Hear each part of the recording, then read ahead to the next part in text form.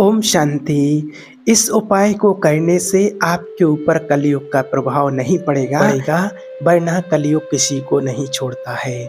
आज जो युग चल रहा है कलयुग है और सभी जानते हो इसका प्रभाव हर जगह है और हर किसी के ऊपर इसका प्रभाव होता है। लेकिन ये एक उपाय जो आज आपको बताते हैं, अगर आप ये कर लेते हैं तो आपके ऊपर कलयुग का प्रभाव कभी नहीं पड़ेगा। आपकी बुद्धि पर कलयुग का प्रभाव कभी नहीं होगा। नहीं तो आपने देखा ही है कि अच्छे लोगों को भी कलयुग धराशायी कर देता है, उनकी बुद्धि को प्रभावित कर देता है। सबसे पहले तो जो भी आप कार्य करते हैं, जो भी काम करते हैं, ईश्वर को अर्पित कर दो और भगवान की श्रीमत के अनुसार ही करो। कोई भी कार्य ऐसा ना हो जो परमात्मा की श्रीमत के अनुसार ना हो, तो आप बच जाएंगे। तो फिर आपके ऊपर कलयुग का प्रभाव नहीं पड़ेगा। नहीं तो एक कलयुग ऐसा है कि अच्छे धर्मात्मा, ऋषि मुनि, विद्वान, राजा महाराजा सबके ऊपर एक कलयुग अपना प्रभाव डाल देता है। इस विषय में एक बहुत सुंदर चरित्र वर्षों से चला आ रहा है। परम धर्मात्मा पुण्य श्लोक महाराज नल और उनकी पतिव्रता धर्मपत्नी दमयंती जी। एक बार कलयुग ने विचार किया कि हमारे राज्य में, हमारे शासन में कोई धर्मात्मा सुख प्राप्त कर सके, ये मुझे बर्दाश्त नहीं है। क्रोध आवेश में आकर उसने निश्चय किया, महाराज नल को मैं ऐसी विपत्ति में फंसाऊंगा कि दुख ही दुख उनको मिले। ऐसा संकल्प करके उसने 12 वर्ष तक वो देखता रहा कि 12 वर्ष तक कलयुग को महाराज नल के लिए कोई भी दोष नहीं मिला कि जिससे महाराज नल की बुद्धि को भ्रष्ट कर सके, उनकी बुद्धि को प्रभावित कर सके। एक दिन चूक हो गई, राजकार्य के चिंतन में मगन होने के कारण भगवान की पूजा करना थोड़ा लेट हो गए और उनके लेट होने से उनके अंदर नेगेटिव संकल्प चलने लगे, अपवित्र विचार उनके मन में उत्पन्न हो गए। तो ये दोष हो गया। इसी दोष में कलयुग उनकी बुद्धि में प्रवेश कर गया। उनके जो छोटे भाई थे पुष्कर, उनके मन में जाकर कलयुग ने प्रेरित किया और जुआ खेलने के लिए, दूध कीड़ा के लिए उन्होंने ललकारा। अब क्षत्रिय धर्म के अनुसार ललकार सहन करना उनके स्वभाव में नहीं होता है, क्षत्रियों के स्वभाव में नहीं होता है। महाराज नल और पुष्कर की दूध कीड़ा हुई, सब कुछ हारते चले गए। महाराज राज्य भी हार गए, अपने शरीर के आभूषण वस्त्र भी हार गए। फिर उसने कहा दमयंती को दांव पे लगा दो। उन्होंने कहा ऐसा अधर्म आचरण मैं नहीं कर सकता हूँ। तो उसने कहा सैनिकों से कि इनको नगर के बाहर निकाल दिया जाए। राज्य में घोषणा करवा दी, अगर कोई थोड़ा भी सत्कार, जल, भोजन आदि देगा तो उसे मृत्यु दंड दिया जाएगा। भयानक विपत्ति आन पड़ी। कुछ ही दिनों में चक्रवर्ती, राज्य भोगने वाला राजा गली का भिखारी बना दिया कलयुग ने। ऐसा होता है कलयुग का प्रभाव। कोई पानी के लिए भी नहीं पूछ सकता है। जिनके आगे सर झुकाते थे लोग, जो सर उठा के नहीं चल सकते थे, उनका आज कोई आदर नहीं। नगर से निष्कासित वन में जब भयानक, जहाँ सिंह, रीछ, भालू आदि नाना प्रकार के जीव जो पीड़ा पहुँचाने वाले हैं, वहाँ उन्होंने विचार किया कि हमारी पतिव्रता पत्नी मेरे कारण दुख को क्यों प्राप्त करे, मेरे कारण दुख क्यों भोगे। संध्या का समय था, पास में एक खंडर था।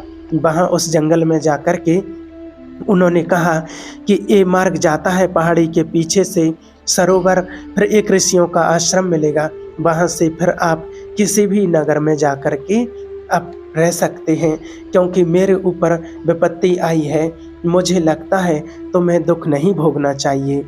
उन्होंने कहा कि महाराज जो आपकी शरण में है, पतिव्रता है, उसका त्याग करना उचित नहीं है। तो उन्होंने कहा ये तो हमने आपको बता दिया, बाकी आप सहन कीजिए। वो बहुत ही दुखी थी क्योंकि राज्य छिन गया था और कई दिनों से भोजन भी नहीं मिला था। बहुत दुखी थे दोनों। तो उनको नींद आ गई थी महारानी दमयंती को, और जैसे ही नींद आई तो महाराज नल उनको वहीं निद्रावस्था में छोड़ करके, सोते हुए उनको छोड़ करके और जंगल में भटकने लगे। कैसे समय कटे। विपत्ति का समय बड़ा दुखदाई होता है। और एक बात और बता दें कि ये विपत्ति तभी आती है जब हम भगवान से विमुख हो जाते हैं, भगवान की श्रीमत से दूर हो जाते हैं, जब अपने से भगवान को दूर कर देते हैं। अगर आप भगवान का ध्यान करते हैं, नाम जप करते हैं, मेडिटेशन करते हैं, सुबह शाम परमात्मा को याद करते हैं, तो फिर कलयुग की गति नहीं है कि किसी की भी उस आत्मा की बुद्धि का स्पर्श कर सके, उस व्यक्ति की बुद्धि का स्पर्श कर सके, उसको कोई बाधा डाल सके। क्योंकि भगवान का जो आप ध्यान करते हैं तो वो रात दिन आपको पहरा देता है। कोई भी विपत्ति, अमंगल छू नहीं सकती है ऐसे महान पुण्य आत्माओं को। हम यही तो चाहते हैं कि ऐसा कोई हमारी सुरक्षा करने वाला हो, जो हमें सुख शांति प्रदान करे, हमें निर्भय कर सके, और वो सिर्फ परमात्मा है। और यही बात सबकी समझ में नहीं आती है। जहाँ आप हैं वही हैं, जहाँ आप कहोगे वही है, जहाँ आप बुलाओगे, दिल से परमात्मा को पुकारोगे, भगवान का ध्यान करोगे, वहीं आपकी मदद करने के लिए किसी न किसी रूप में कहीं ना कहीं कोई ना कोई आपको ज़रूर मिलेगा। तो फिर आपको भयभीत क्या होना, आप तो अनुभव कीजिए, महसूस कीजिए कि मेरे परमात्मा तो मेरे अंग संग हैं, मेरे साथ ही चलते हैं। और कितने ही लोगों को ऐसा अनुभव भी होता है कि हाँ, भगवान मेरे साथ है, इसकी अनुभूति भी होती है। मेरा परमात्मा तो महाकाल कालों का काल है, अब डरने की ज़रूरत नहीं है। वो ही परमात्मा है जो समस्त दुखों से हमें बचा सकते हैं। पर प्रायः इस बात का परिचय कोई महान पुण्य आत्माओं से ही मिलता है, जो परमात्मा की संतान होते हैं, जो भगवान की श्रीमत के अनुसार चलते हैं। उन्हीं को ही इसकी महसूसता होती है। नहीं तो अज्ञान के कारण हम केवल इतना ही समझते हैं, दुनिया में लोग इतना ही समझते कि हम खूब कमाएंगे और सुखी हो जाएंगे, पर ये पता नहीं कि हमारे द्वारा कैसे कैसे गंदे आचरण होते हैं, अधर्म आचरण होते हैं, जिनका फल बहुत भयानक हो जाता है। अब दमयंती जी की जैसे ही निद्रा से जागी तो फिर वहाँ से आगे चलते हुए उन्होंने एक मार्ग देखा। आगे चली, वहाँ उन्होंने ऋषियों के दर्शन किए और ऋषियों ने कहा कि आप चिंता मत करो, ये विपत्ति का समय भी बदलेगा, तुम्हें महाराज मिलेंगे, तुम्हारा राज्य मिलेगा। इतना कह करके वो आश्रम सहित अंतर्ध्यान हो गए, क्योंकि वो दिव्य ऋषि थे, केवल संबोधन करने के लिए ही उनके आंखों के सामने प्रकाशित हुए थे। अब वो भटकती हुई जंगल में घूम रही थी कि एक व्यापारियों के दल को देखा। व्यापारी दल में पीछे पीछे छुप के चली कि एक कहीं किसी नगर को तो जाएगा ही। व्यापारियों का दल एक सरोवर के समीप निर्मल जल देख करके व्यापारियों ने अपना कैंप लगाया। रात्रि में जंगली हाथियों के द्वारा आक्रमण होने पर बहुत से व्यापारी नष्ट हो गए। उन व्यापारियों ने विचार किया, कोई अमंगल प्राणी हमारे साथ है, जिससे ऐसा हमारे साथ अनिष्ट हुआ। जब ये बात सुनी दमयंती जी ने तो वहाँ से चल पड़ी कि मैं ही यहाँ हूँ, पीछे पीछे इनके चल रही हूँ, अगर इनको पता चलेगा तो हमारी प्राण हानि ये कर देंगे। आगे चल करके देखा तो कुछ ब्राह्मण लोग नगर की तरफ जा रहे थे, उनके पीछे चली। विदर्भ देश में प्रवेश किया। वहाँ की राजमाता महल से देख रही थी कि एक विकसित स्त्री जो बड़ी ही सुंदर, सुशील और नवयुवती है। कुछ लोग पीछे उनके लगे हुए हैं, कंकड़ मार रहे हैं, उनको लग रहा है कि पागल है, क्योंकि वो शोक से ऐसी व्याकुल थीं। राजमाता ने कहा कि मेरा पता नहीं स्वभाव क्यों आकर्षित हो रहा है, इस युवती को महल में बुलाया जाए। आदर के साथ उनको जब सामने दासियों ने ला करके प्रणाम करवाया तो राजमाता ने पूछा कि देखने से तो आप ऐसे नहीं लगती हो कि विकसित हो, या फिर आप कोई विशेष परिस्थिति में फंसी हुई हो। आपका मुख कमल पुष्प के समान तेजस्वी है और ऐसा अनुभव कराता है कि तेजस्विनी हो और कोई देवी हो। उन्होंने कहा, नहीं, महाराज नल दूध कीड़ा में हार चुके हैं और महारानी दमयंती शायद वन में चले गए हैं, और मैं उन्हीं के महल में सुखपूर्वक निवास करती थी। ये नहीं बताया कि मैं ही दमयंती हूँ, उन्हीं की सेवा में मैं रहती थी। अब जब वो चले गए तो मेरा कोई आश्रय नहीं बचा।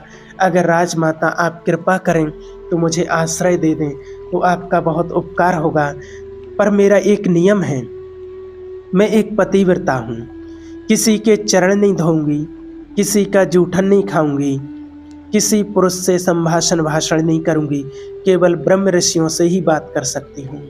अगर इन नियमों की आप सुरक्षा कर सकें तो मैं आपके यहाँ रह पाऊंगी। राजमाता ने स्वीकृति दे दी और कहा कि जैसे मेरी बेटी सुनंदा रहती है ऐसे तुम बेटी की तरह रहो, यहाँ कोई भय नहीं है। इधर महाराज नल बड़े ही व्याकुल थे कि विपत्ति कैसे नष्ट होगी। जंगल में भ्रमण कर रहे थे, उसी समय आवाज आई, पुण्य श्लोक धर्मात्मा महाराज नल, मेरी रक्षा कीजिए, रक्षा कीजिए। इधर जिधर से आवाज आ रही थी उधर दौड़ करके गए तो वहां पर जंगल में भीषण आग लगी हुई है और कोई आग की ज्वाला के बीच में पुकार रहा है। महाराज नल ने देवताओं को प्रसन्न किया था तो अग्निदेव ने वरदान दिया था कि अग्नि कभी आपको जला नहीं सकती है, अर्थात ज्वाला में तुम चंदन की तरह शीतल होकर के जा सकते हो। वरुण देवता ने आशीर्वाद दिया था कि जहां तुम चाहोगे वहीं जल प्रकट हो जाएगा। बड़े देवताओं की आराधना करते थे तो अग्नि के प्रभाव से रहित उस ज्वाला में महाराज नल प्रवेश किया तो देखा कि वहाँ विशाल काया वाला धन करकोटक नाग कुंडली मारे बैठा हुआ है। नाग ने कहा, महाराज मुझे बचा लीजिए, मैं चल नहीं पा रहा हूँ क्योंकि मुझे देवर्षि नारद का श्राप हो गया है। मैंने उपहास कर दिया था देवर्षि नारद जी का। देवात्माओं का उपहास करना पुण्य नाशक होता है और उस दिन से मैं यहीं पड़ा हूँ, मैं कहीं एक कदम भी नहीं चल सकता हूँ। मैंने देवर्षि से प्रार्थना की कि मुझे क्षमा कर दो तो उन्होंने कहा था कि जब महाराज नल तुम्हें दर्शन देंगे तो उसी समय तुम हमारे श्राप से मुक्त हो जाओगे। तो आप मुझे उठा करके मुझे बाहर कीजिए, मैं श्राप मुक्त भी हो जाऊंगा और आपका मंगल करूंगा। मैं सबसे तेजस्वी नाग, सबसे बड़ा जहरीला, मेरा नाम करकोटक है। महाराज नल ने कहा कि तुम इतने भयंकर विशालकाया वाले हो, मैं कैसे उठा सकता हूँ। उन्होंने कहा, आप उठाइए, मैं आपके लिए बहुत हल्का हो जाऊंगा। गोद में उठाकर जब बाहर किया रखने लगे तो उन्होंने कहा, नहीं, पहले तुम अपने कदम गिनो फिर रखो, जब मैं रोक दूं तो रुक जाना।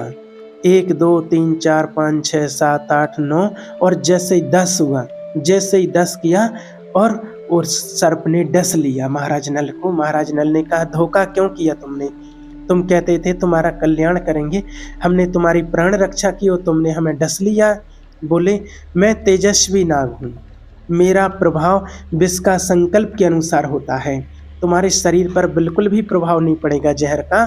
तुम्हारे अंदर जो बैठा हुआ कलयुग है जिसने बुद्धि भ्रमित की है वो जलेगा, उसके अंग अंग में मेरा जहर जाएगा और वो बड़ी शीघ्रता से तुम्हारे शरीर का त्याग करेगा और उसके त्याग करते ही आपकी बुद्धि शुद्ध हो जाएगी और सारी संपत्ति प्राप्त हो जाएगी। ये कलयुग तुम्हें महान दुख दे रहा है। पर काटने के प्रभाव से उनका शरीर काला हो गया और नाटा हो गया।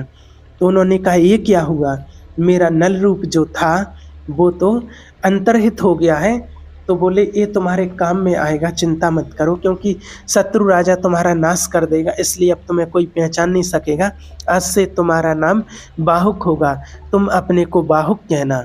और ये एक वस्त्र दिया, पट की जब तुम चाहे ना कि नल रूप प्रकट हो जाए तो ये वस्त्र ओढ़कर मेरा ध्यान करना, तो तुम्हारा ये रूप हट जाएगा और तुम नल रूप में प्रकाशित हो जाओगे। और जाओ, तुम्हारा मंगल हो। आज के बाद कभी भी कोई जंतु तुम्हें खा नहीं पाएगा, कोई भी विषैला कीड़ा काटेगा, विष नहीं चढ़ेगा। और जहाँ कहीं आपको विपत्ति होगी, विपत्ति आएगी तो मैं तुम्हें सहायता के लिए आ जाऊँगा, ऐसा उसने वरदान दिया। महाराज नल से कहा कि तुम्हारे रक्षा की योग्य अयोध्या नरेश महाराज ऋतुपर्ण धर्मात्मा पुरुष हैं, तुम वहां जाओ, उनके समीप जाने से आपका मंगल होगा।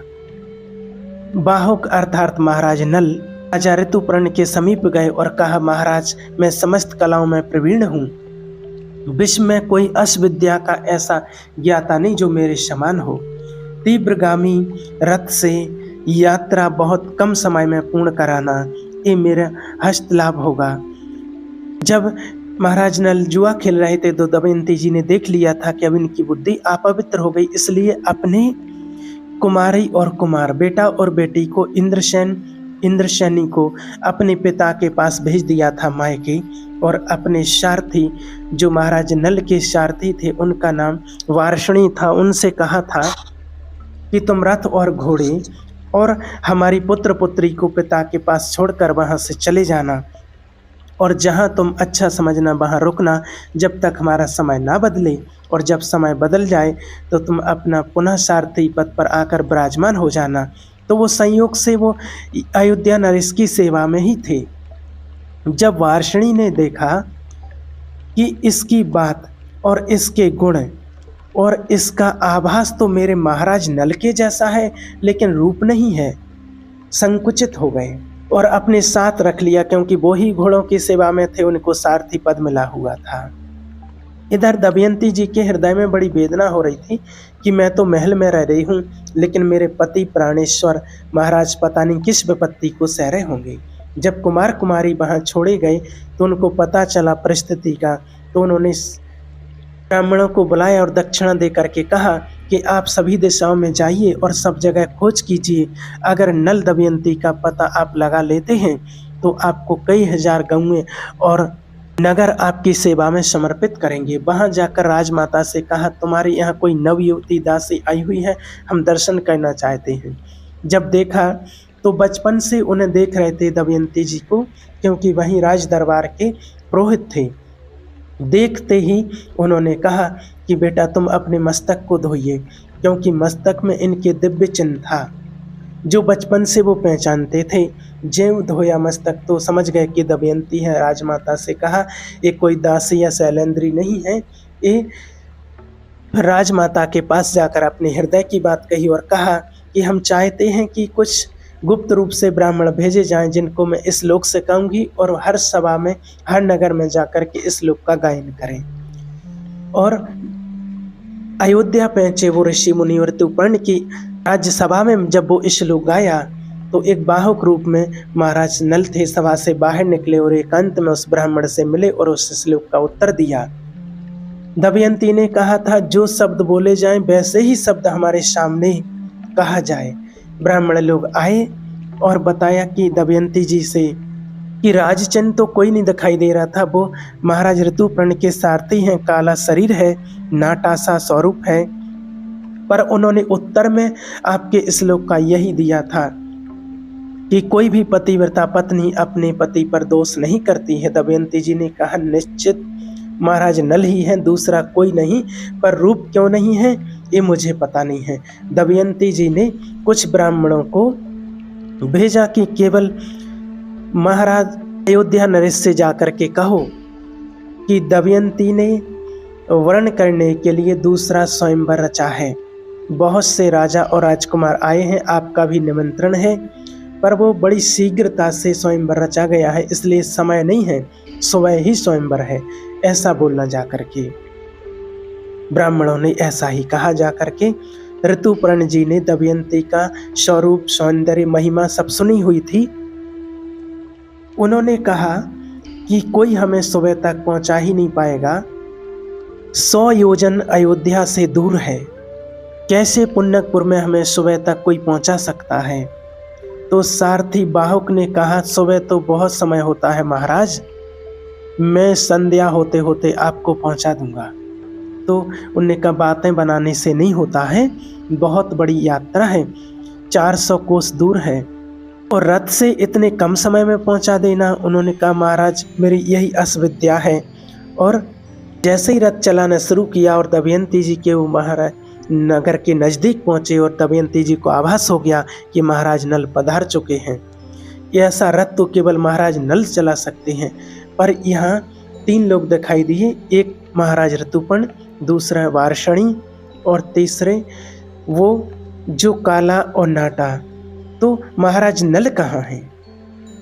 और मुझे आभास हो रहा है कि मेरे पति पधारे हुए हैं।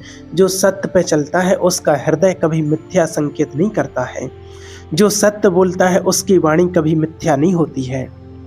जो पतिव्रत धर्म से युक्त है वो अपने पति के अपने समीप आभास निश्चित रूप से कर लेती हैं। दमयंती जी ने अपनी दासी से कहा कि जाकर के आप इनकी चेष्टाओं पर नजर कीजिए, ये महाराज ऋतुपर्ण के सारथी के रूप में जो हैं, क्या मेरे महाराज नल हैं? पर महाराज नल तो बड़े तेजस्वी हैं और ये काले रंग के हैं। विश्वास मेरा कहता है कि महाराज नल ही हैं, पर प्रमाण कहता है कि ये नल नहीं हैं। जब बाहुक रूप में हैं, दमयंती जी ने अब निश्चय किया कि अब मैं दर्शन करूंगी, अब कोई संशय नहीं, मेरे महाराज नल ही हैं। माँ से कहा कि माँ ये बाहुक सारथी हैं, अब संदेह नहीं, मैंने परीक्षा करके देख लिया, ये मेरे पति महाराज नल हैं, सारे लक्षण हैं महाराज नल के हैं, केवल रूप नहीं है। इसलिए मैं स्वयं जाकर के देखना चाहती हूँ, पर जब तक आपकी आज्ञा नहीं होगी तब तक मैं ना उनके पास जा सकती हूँ ना उनको बुला सकती हूँ। आप आज्ञा कीजिए, मैं जाऊँ या आप बुला दीजिए उनको महल के अंदर। दमयंती का ऐसा कहने पर महारानी ने विदर्भ नरेश भीम को ये सूचना दी कि आपका आदेश मिले तो महल में उनको बुला लिया जाए। उनका आदेश हो गया। महाराज नल को राजभवन के भीतर महल में लाया गया। दमयंती ने राजा नल के नेत्रों में नेत्र डालकर देखा।